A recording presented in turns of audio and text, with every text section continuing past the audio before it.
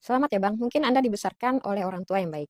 Makanya bisa berbicara seperti ini. Tapi Anda nggak sadar, nggak semua orang itu seberuntung Anda. Punya orang tua yang bahkan rela mati untuk anaknya. Bahkan nggak sedikit orang tua yang hanya melihat anaknya itu hanya ketika ada uang. Kalau nggak, bahkan nggak dianggap anak. Dan banyak lagi orang tua yang menganggap anaknya itu adalah objek. Dan itu mata pencariannya dia di hari tua.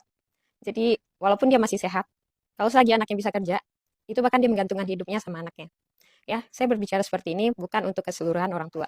Tapi saya berbicara ini hanya untuk orang tua yang zolim sama anaknya. Faktanya, nggak cuma anak yang durhaka. Orang tua banyak banget yang durhaka, tapi mereka sering menutup mata.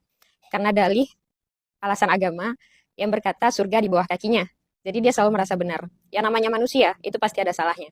Dan sebagai orang yang salah, pasti minta maaf. Tapi kebanyakan orang tua itu ditutupi oleh egonya. Kalau dia merasa benar, dia paling anti minta maaf sama anaknya. Betapa banyak orang tua yang KDRT sama anaknya, dan kasar sama anaknya, membanding-bandingkan anaknya, dan bahkan menelantarkan anaknya, atau membunuh anaknya. Apakah masih bisa seperti ini?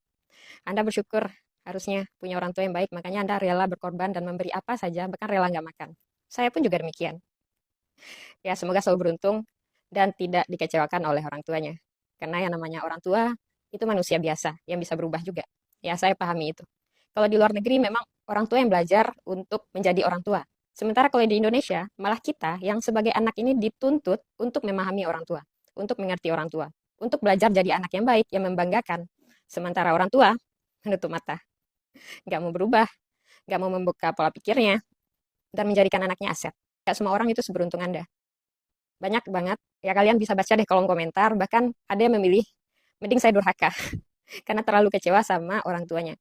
Dan ada juga yang komentar, saya bahkan ditelantarkan dari kecil sama orang tua saya. Dan saya bahkan gak dianggap saat saya tidak punya apa-apa.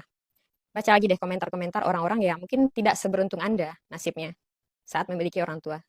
Jadi di sini saya bilang, saya ingin memutus ya namanya generasi sandwich. Makanya saya beropini seperti ini. Dan itu rame banget ya yang komen. Rame banget yang pro dan kontra sama video yang saya upload.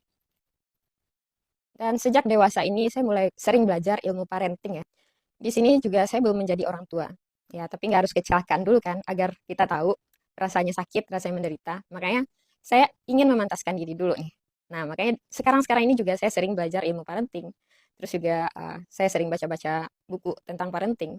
Dan saya ingin memutus kesalahan-kesalahan yang sering kali dibuat orang tua di masa lalu. Dan saya nggak ingin melakukan itu ke generasi saya selanjutnya.